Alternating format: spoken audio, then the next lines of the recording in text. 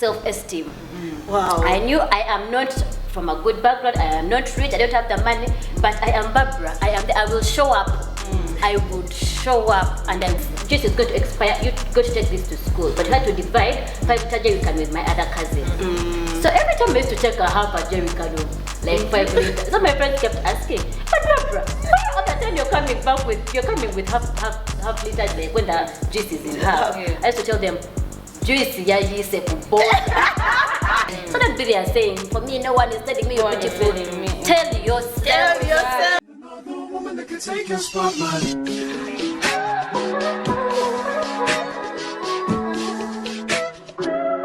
If I wrote you a symphony, just to say how much you mean to me, what would you do if I told you you were beautiful? Hello, how are you, our people? I know you're watching us. Thank you so much for joining us. If you're new in this space, kindly consider subscribing, consider sharing. This is our YouTube channel, Wives Rising. Yeah, we have our slogan, and remember, we are not perfect, but marriage is not a straight line, but Every day we strive to make it straight. thank you, my ladies. Every day we strive to make it perfect, because life is not perfect. That's why we are here to share our experiences. We want to walk with you this journey. Remember, we are not perfect, because people, you have this tendency, are those ladies? No, we are not. But every day we strive, every day. Hallelujah.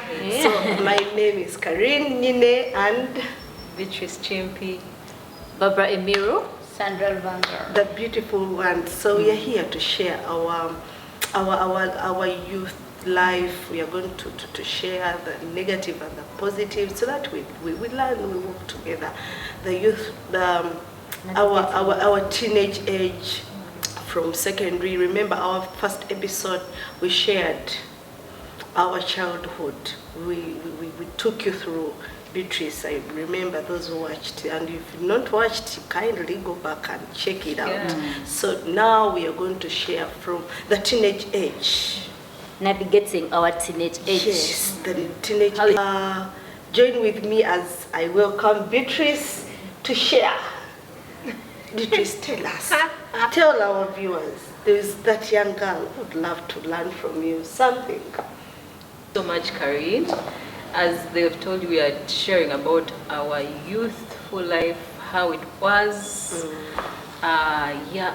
When I remember back as a youth, much of my youth was shaped by the fact that I was already introduced to church from a young age. So I was serving in church from around P7 back. So youth are normally teens, right?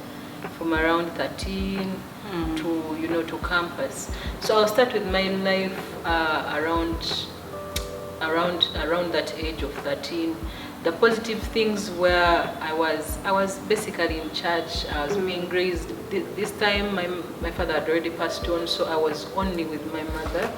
The positive things that really happened in my life were God granted me an education. So my mom struggled a lot and saw me through school, through secondary, through campus. But one thing for sure that stands out, even when I try to remember what influenced me to the woman that I am right now, was because of Christ. Wow. Another thing is I surrounded myself with the right peers. The right peers. I would say most of my friends were coming from the Christian Union. Be it in secondary, in boarding school, be it at campus. I was always in Christian Union. Somehow I was always in Christian Union. And then in holiday, I was always at church, serving at church. So that is basically what influenced me. That influenced the positive part of Beatrice Chimpi. Now back to my dear Barb. Thank you, thank you, Karin. The positive side, share. Well, as a teenager, as you know, if you watch the last video, I literally brought up myself. I like honestly, but what took me through my teenage age is self-esteem. Wow. You people, I think I used my weak points and I turned them into my strongest points. Wow, wow. Small girl, but you do not tell me anything about my size. You do not tell me if you're... Generally, my self-esteem, you guys, I loved myself. So you could not tell me anything. Even if I dressed up and I knew my clothes, let me say I went downtown, because I remember my uncle used to give us money once on Christmas Day, and that was like 10,000. So we could go to Owino and pick up clothes. So you could make sure you pick very many clothes. So even if they were like not good enough, I had to make it look good. Yes, and I had to make sure I always took up the lead somehow, so that you don't kunyigira mutoke somehow. So I had to make sure I am relevant somewhere. You understand? So that if you cannot bring something against me, because I knew I am there. Like, even if you don't put me there, I will put myself there, my dear. So self-esteem. Wow. I knew I am not from a good background, I am not rich, I don't have the money, but I am Barbara. I will show up. I would show up and I would not disappoint. Wow. My self-esteem put me through my teenage years. I love the esteem. Yeah. Wow. I'll put myself there. Properly. And you cannot remove me. When I'm there to deliver. Wow. Sandra, shoot that positive vibe, your youthful age. Interesting. I was trying to imagine, like when you introduced the topic, imagining myself. I remember those days, but what I can say, it's the grace of God. Sandra as a teenager. God was great to me. God gave me good friends. I can say good friends that did not push me into the other side of the world. And then I had a motto. There is, when we are growing up, there is that episode we used to watch when we are still young. What was it called? What is life, Matu? That episode. And they had those slogans of NBM, not before marriage. So I had that thing in me.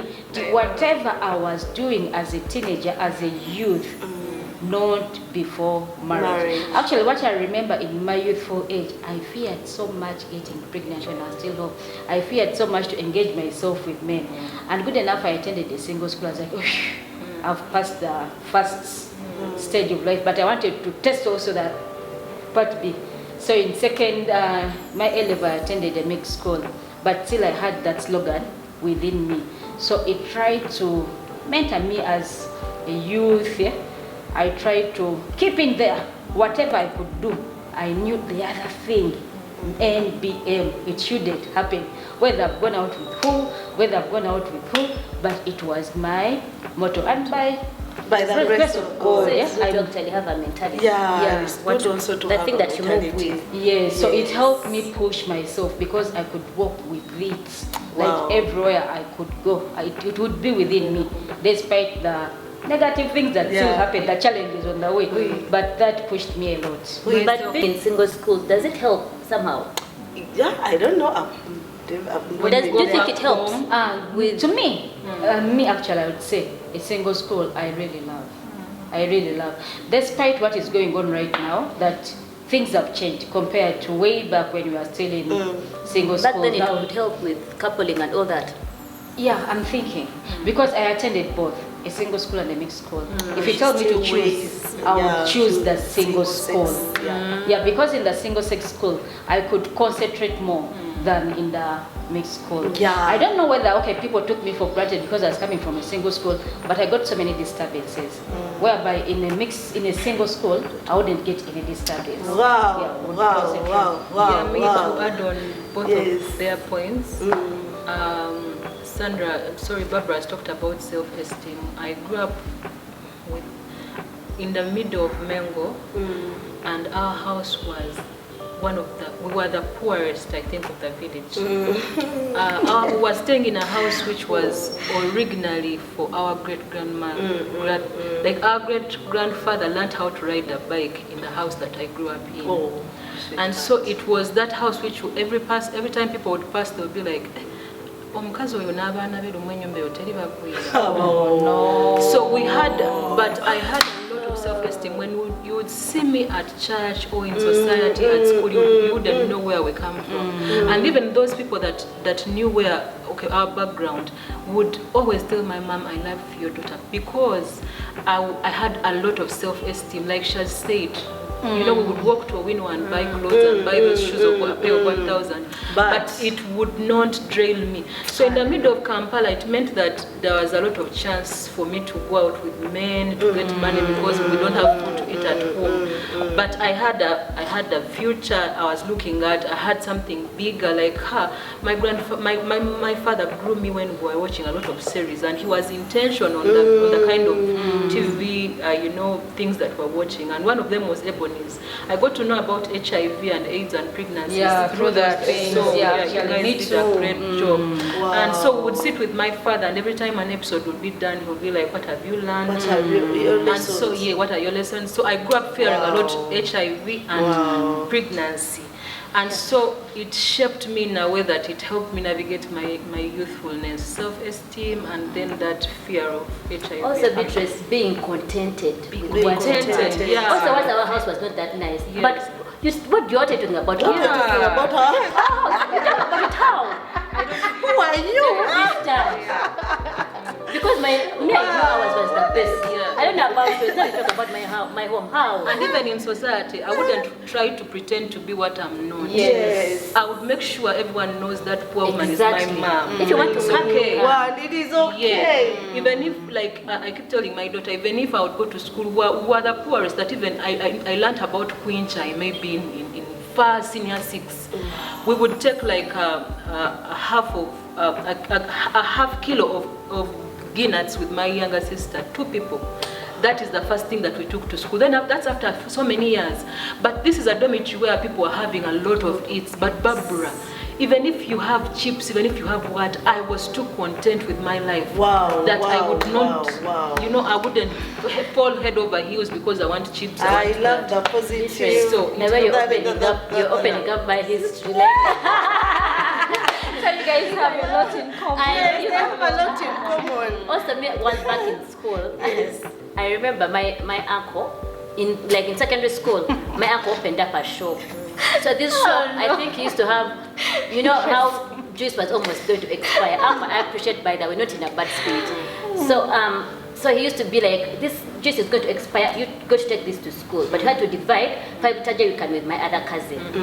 So every time I used to take a half a jerrycan of like 5 liters. So my friends kept asking, but Barbara, why all the time you're coming with half liter, like when the juice is in half? I used to tell them, juice ya yise kubola. Like I used to break and then I poured on the board and now what? No, I used to make sure I take out my juice first because it will expire very soon. So like I used to encourage myself somehow. Get a negative thing, I bring you. I give you. So not to defend yourself. Yeah. If you know you have a weakness here, find a positive thing for it. Find a positive. So they hit you hit back. They hit you hit back. Also being content, being content with what you have, it helps you the esteem a lot. It takes me back also to how I grew up at my youthful age. As I told you in the first video, I grew up with my parents, 2 of them. I told you my dad just passed on last year. Has already a big girl. So me, that one, it nurtured me a lot because I loved my parents. They really loved me. Till today, my mom still loves me. When I go home, I Karen, you're beautiful, you're smart, and I'm like, yeah. So that helped me a lot at campus. I was like, me, I feared you the first time I saw you. And like this girl from a very rich family, till when he reached home, I was sweet. You put the ladder so high. My parents gave me that hype till today. So it helped me to navigate my youthful age like that. And by the grace of God, I gave my life to Christ, and it covered me The grace covered me. You see Yes. that our experiences keep. When yeah. someone talks, then you keep being reminded.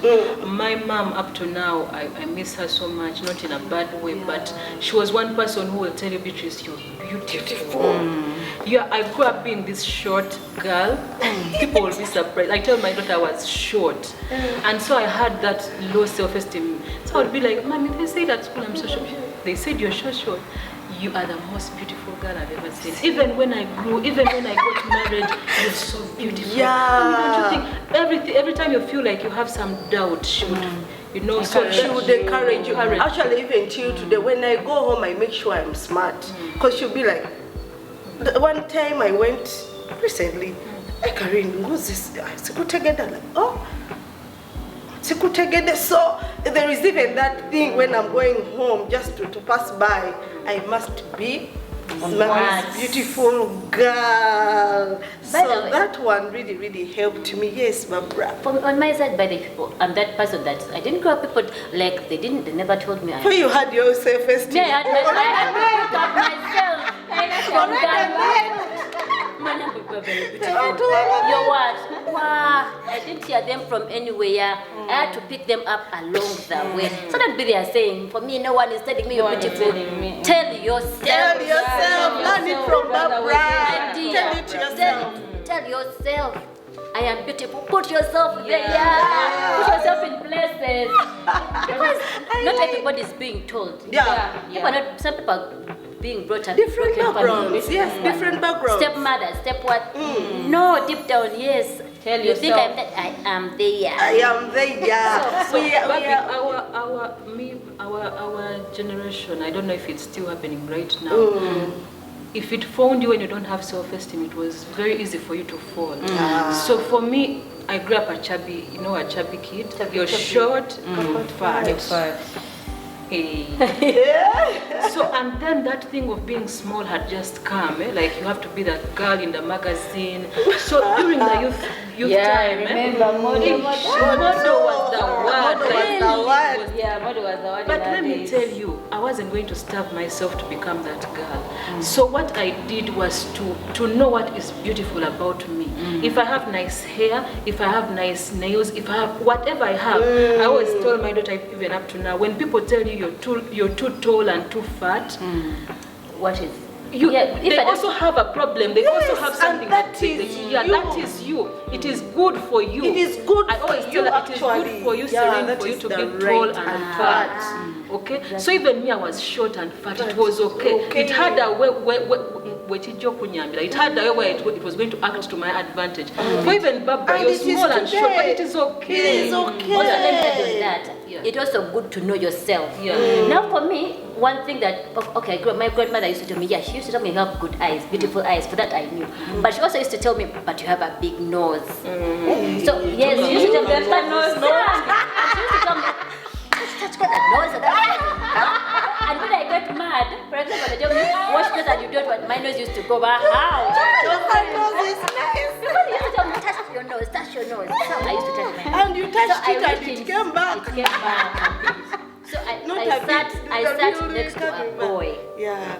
The boy abused my nose, but I knew my grandmother already told me my nose is bad. So whenever he told me, but this girl with a big nose, I'm like, yes, I smell well.